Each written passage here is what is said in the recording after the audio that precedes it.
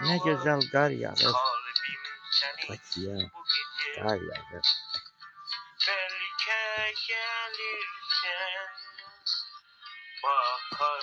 Tam bu gözler yalnızlar,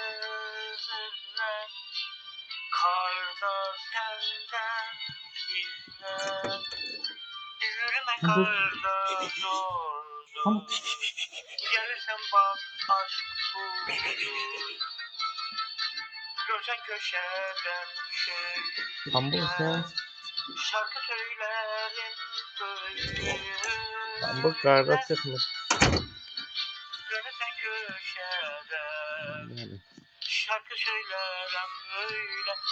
La la la la.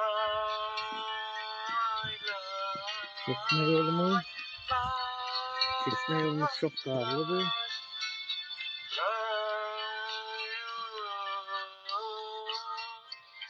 Yağma kadur artık. Yağacak ancak. Bakbuz oldu kalbim.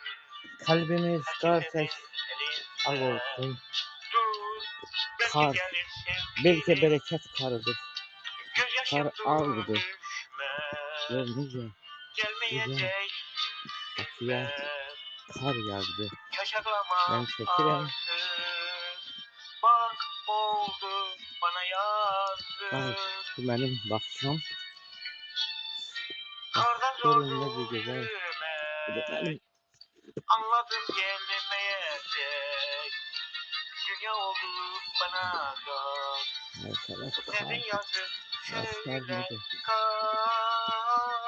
Dünya oldu bana kar. Ben yürüyeceğim. Bak ne yaptın bana kar. Dünya oldum bana kar.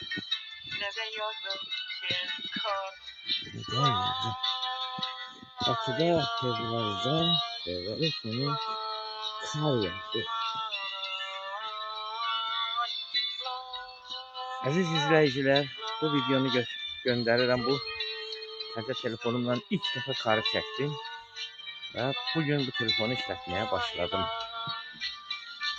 Hər kəsə can sağlığı və bu qar tək qəlbi təmiz ağ olsun. Gününüz bu qar tək ağ olsun. Salam deyirəm dostlar mən sizə. Sevinç gəlsin təmiz qəlbinizə.